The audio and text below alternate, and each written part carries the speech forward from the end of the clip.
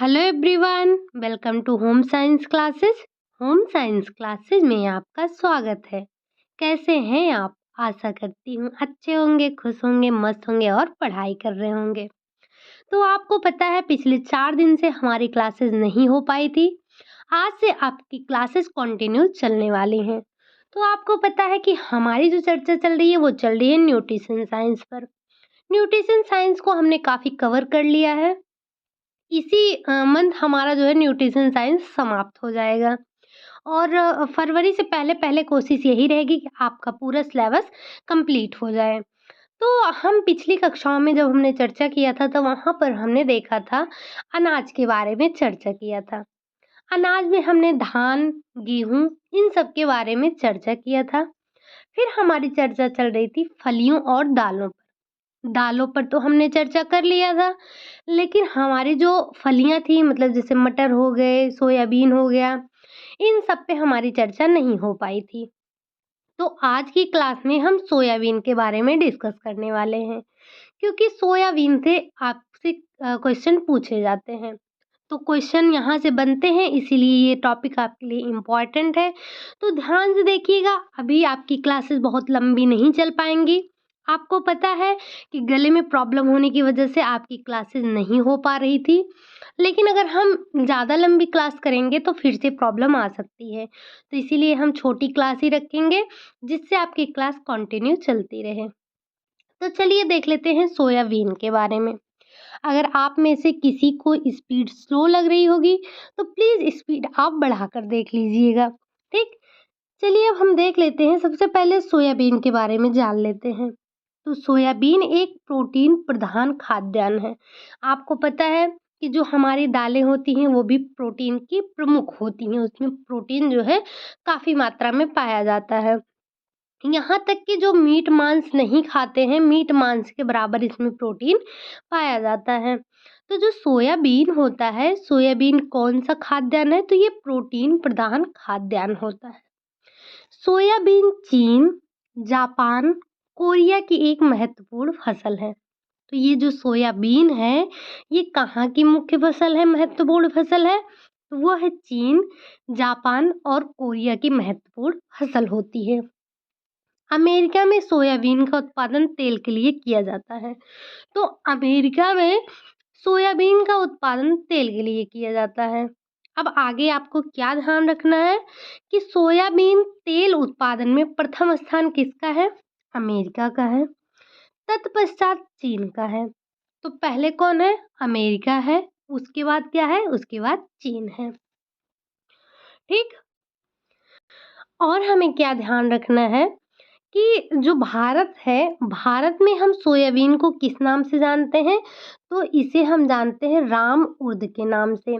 आपके लिए इम्पोर्टेंट ये हो जाता है कि भारत में सोयाबीन को किस नाम से जाना जाता है?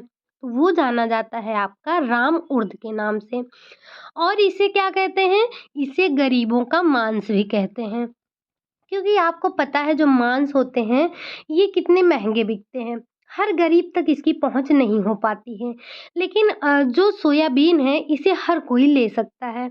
तो ये जो सोयाबीन होता है ये गरीबों के लिए मांस के बराबर काम करता है। जो लोग मांस, मीट, मच्छी नहीं खा पाते हैं, अगर वो सोयाबीन खाते हैं तो ये उनकी पूर्ति कर देता है। आगे क्या है? आगे आ जाता है कि निर्धन परिवारों में इसका अधिक प्रयोग किया जाता है। वही मैंने आपको बताया कि जो निर्धन परिवार होते हैं, वहाँ पर ये जो है काफ़ी मात्रा में प्रयोग किया जाता है। क्यों?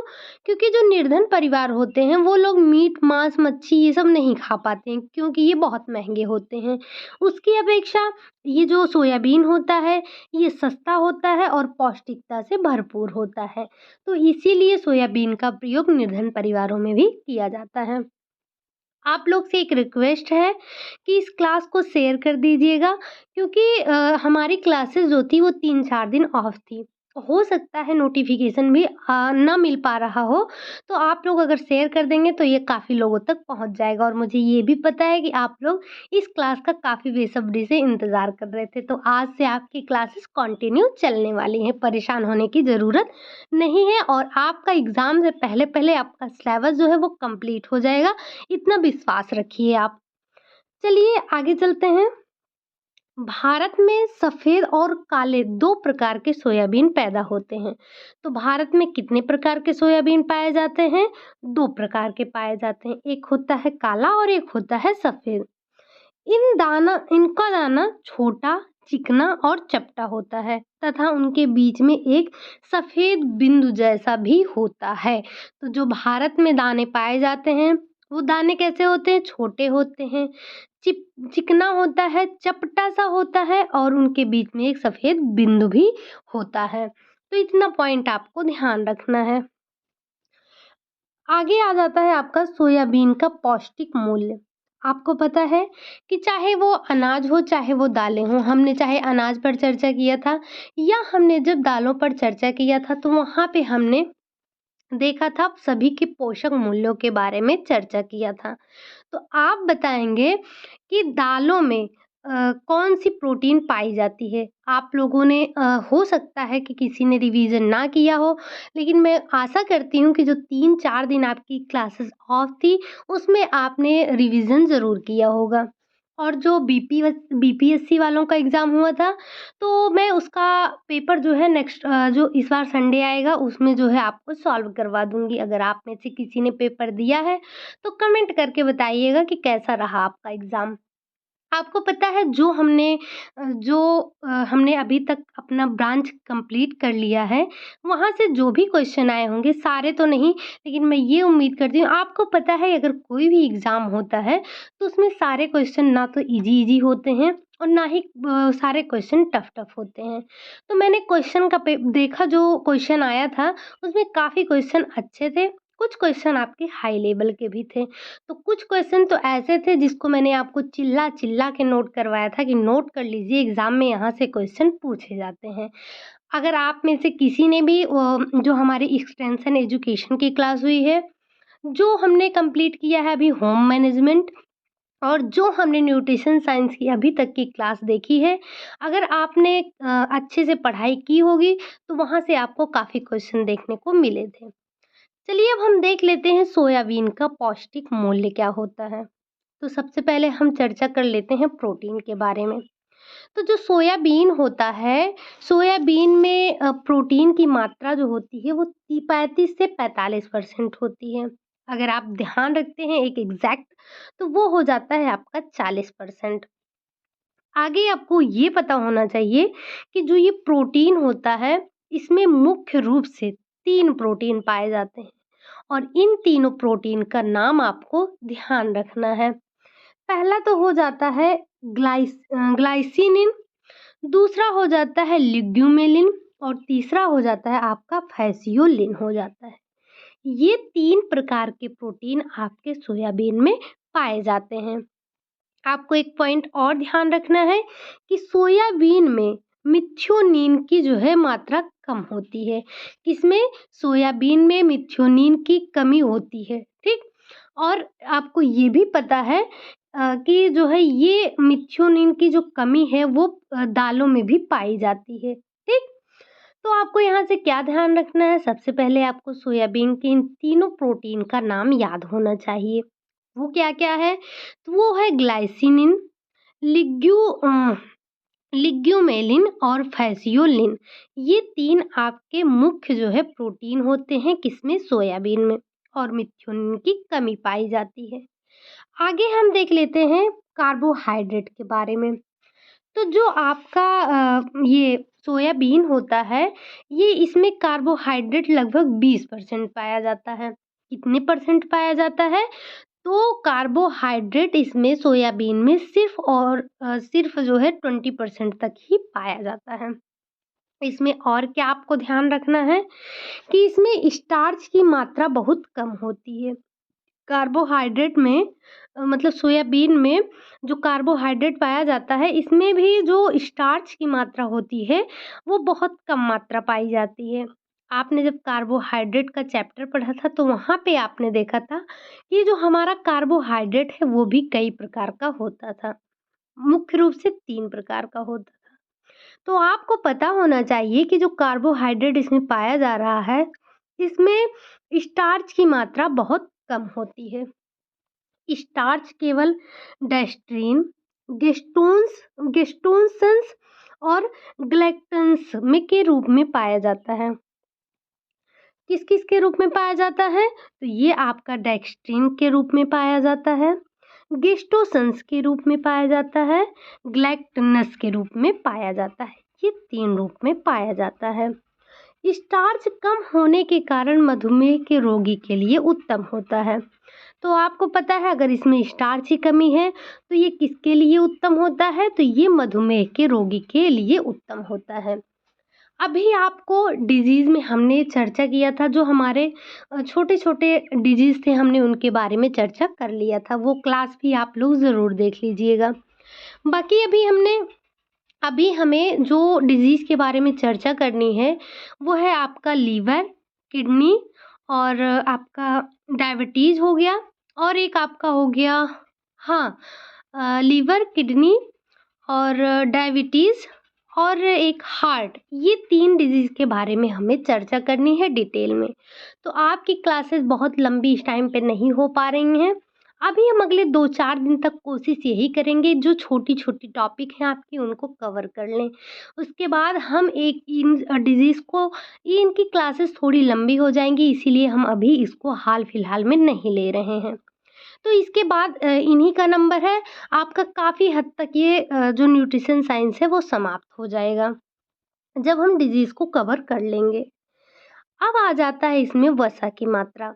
तो जो सोयाबीन होता है उसमें वसा की मात्रा लगभग 17 से 20% तक वसा उपस्थित होता है। वसा की अधिकता से सोयाबीन का पोषण मूल्य भी बढ़ जाता है। ठीक?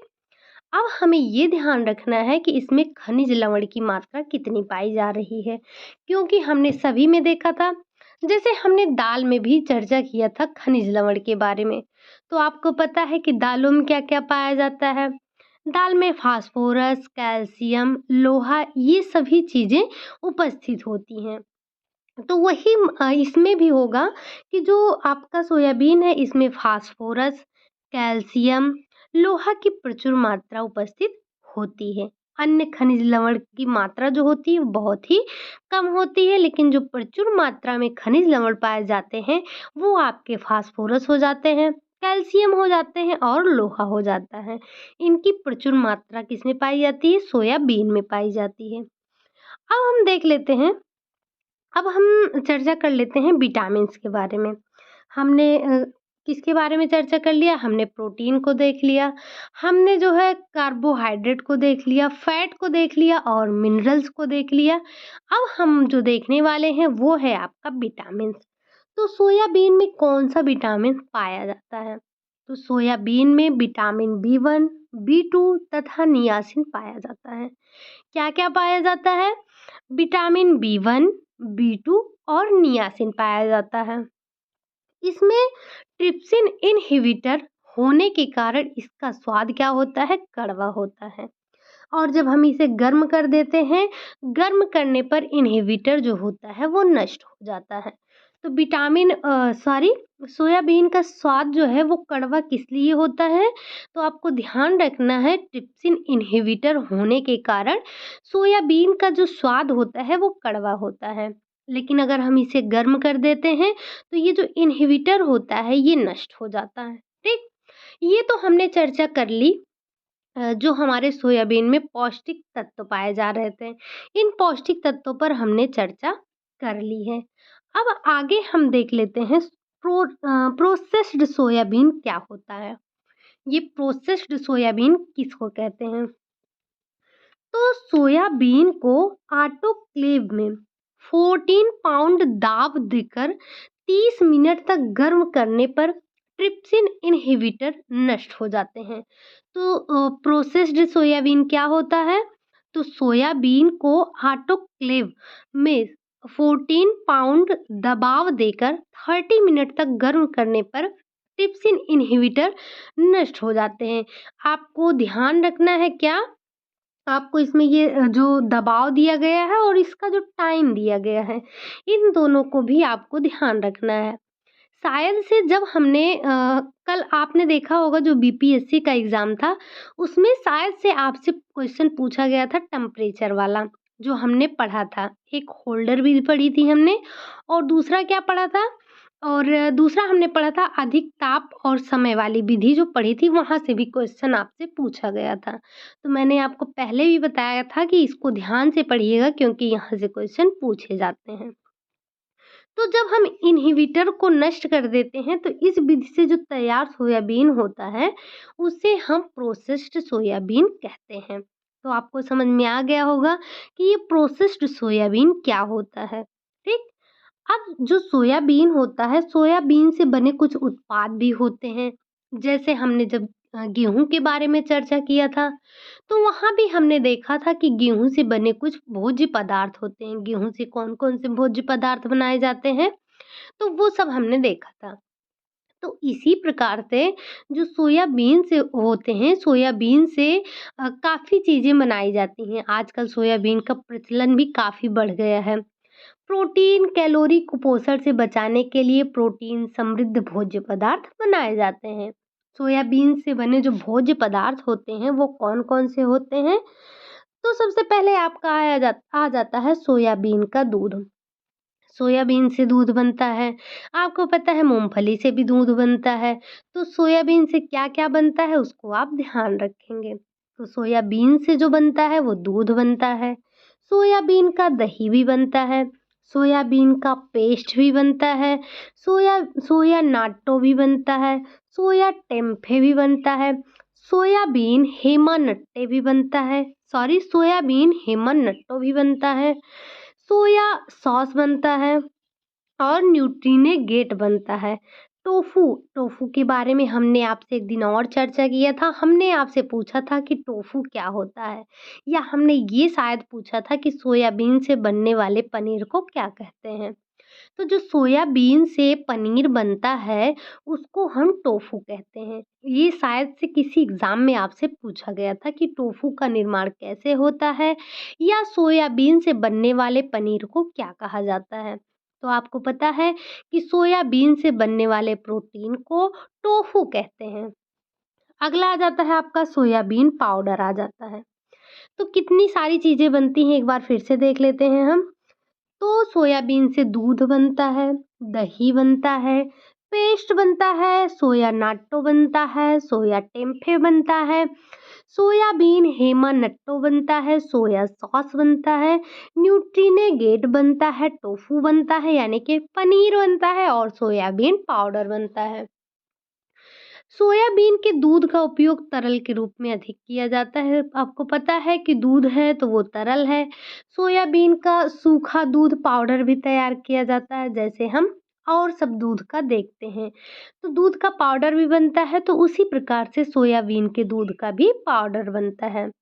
ये दोनों प्रकार के दूधों का उपयोग शिशुओं के आहार के अन्य भोज्य पदार्थ जो होते हैं उनके स्थान पर किया जाता है। स्कूल जाने से पूर्व जो बच्चे के आहार में भी सोयाबीन दूध का उपयोग करवाना चाहिए। आपको पता है इतना तो हो गया। अब आपको कुछ बातें और ध्यान रखनी है। इनके अलावा भी सोयाबीन का आटा भी बनता है। सोयाबीन का आटा कैसे होता है? तो जो प्रोसेस्ड सोयाबीन होता है उसी को पीस कर उसका आटा तैयार किया जाता है। और प्रोसेस्ड जो सोयाबीन होता है उसके बारे में आपने पहले ही देख लिया। तो इसका आटा कैसे बनता है? जो प्रोसेस्ड सोयाबीन होता है, उसी को पीस कर उसका आटा तैयार कर लेते हैं और इसका उपयोग गेहूँ के आटे के साथ मिलाकर खाद्य पदार्थ बनाने में भी उपयोग करते हैं। जैसे जैसे रोटी हो गया, पराठा हो गया, पूड़ी, ब्रेड, बिस्किट आदि चीज़ें बनाने में हम इसका उपयोग करते हैं। किसका? सोयाबीन के आटे का उपयोग करते हैं। अब हम एक आपका और बच जाता है, वो क्या? बहुउद्देशीय भोज्य पदार्थ। तो ये बहुउद्देशीय भोज्य पदार्थ क्या होता है? तो वसा रहित सोयाबीन आटे को विटामिन तथा खनिज लवण से फोर्टिफाइड करते हैं। यही आपका बहुउद्देशीय भोज्य पदार्थ कहलाता है। क्या कहलाता है? तो वसा रहित सोयाबीन आटे को विटामिन और खनिज लवण के साथ में फोर्टिफाइड करते हैं। यही आपका क्या कहलाता है? बहुउद्देशीय भोज्य पदार्थ कहलाता है। तो जो ये था हमारा सोयाबीन के बारे में। सोयाबीन के आटे से अनेक व्यंजन बनाए जाते हैं, आपको पता ही है। सोयाबीन की दाल को भी, जो ये सोयाबीन होता है, इसको हम दाल की तरह भी उपयोग करते हैं। तो आपको पता है अगर दालें हैं तो वो प्रोटीन का रिच सोर्स होती हैं। ठीक? तो आपको यहाँ से क्या-क्या ध्यान रखना है? सबसे पहले तो आपको ध्यान यही रखना है कि जो सोयाबीन होता है उसको भारत में किस नाम से जानते हैं? तो आपको पता है उसे राम उर्द के नाम से जानते हैं। बाकी आपको भोज्य पदार्थ जो इससे बनाए जाते हैं उसको भी ध्यान रखना है। आपको फ़ोकस किस पे करना है? टोफू को आपको ज़रूर से ज़रूर ध्यान रखना है। बाकी दूध, दही, पेस्ट ये सब तो आपको याद भी रहेंगे। टोफू थोड़ा अलग हो जाता है इसीलिए आपको, अगर आपको दे दिया गया सोयाबीन का पनीर, तो हाँ, आपको पता है सोयाबीन का पनीर बनता है, लेकिन अगर वहीं पे आपको दे दिया टोफू, तो आप थोड़ा कन्फ्यूज़ हो जाएँगे अगर आपको पता नहीं है तो। आगे आपको क्या ध्यान रखना है? आगे आपको इसमें इसके प्रोटीन के बारे में ध्यान रखना है, जो इसमें 3 मुख्य प्रोटीन पाए जाते हैं और इसमें जिस प्रोटीन की कमी होती है, उसको भी आपको ध्यान रखना है। तो बस हमें सोयाबीन के बारे में बस यही इतना डिस्कस करना था। हमारा जो दाल, फलियाँ, अनाज थी, इन सारे चैप्टर को हमने कवर कर लिया है। तो उम्मीद है कि यहाँ से अगर कोई क्वेश्चन पूछा जाएगा तो आप उसको आसानी से कर लेंगे। बस आज के लिए यही इतना रखते हैं। वीडियो को शेयर ज़रूर कर दीजिएगा क्योंकि नोटिफ़िकेशन शायद से ना मिल पाए। पता नहीं क्या यूट्यूब को हो गया है, वो नोटिफ़िकेशन सब तक नहीं पहुँचाता है। अगर आपके पास भी नोटिफ़िकेशन नहीं जाता है तो प्लीज़ एक बार मुझे कमेंट ज़रूर करके बताइएगा कि नोटिफ़िकेशन पहुँच रहा है या नहीं पहुँच रहा है। आपके सर्किल में जितने भी लोग हों और उनको आप ये वीडियो ज़रूर शेयर कीजिएगा जिससे उन्हें भी जो है लाभ मिल सके। आपको पता है कि 3-4 दिन हमारी क्लासेस नहीं हो पाई हैं, इससे हमने कितना नुकसान किया है हमें पता है, लेकिन हम कोशिश करेंगे इस नुकसान की भरपाई करने की पूरी-पूरी, ठीक है? तो चलिए बस आज के लिए यही इतना रखते हैं। वीडियो अगर अच्छा लगा हो तो लाइक कीजिएगा, चैनल को सब्सक्राइब कीजिएगा, कमेंट करना मत भूलिएगा वीडियो आपको कैसा लगा, इसमें कौन-सी चीज़ ऐसी है जो आपको नहीं समझ में आई? अगर नहीं समझ में आई तो आप मुझसे कमेंट बॉक्स में पूछ सकते हैं। अगर हो सकेगा तो मैं वहीं पे रिप्लाई कर दूँगी, नहीं तो नेक्स्ट क्लास में ज़रूर कर दूँगी। चलिए बस आज के लिए यही इतना रखते हैं, मिलते हैं नेक्स्ट वीडियो में, तब तक के लिए बाय बाय, टेक केयर।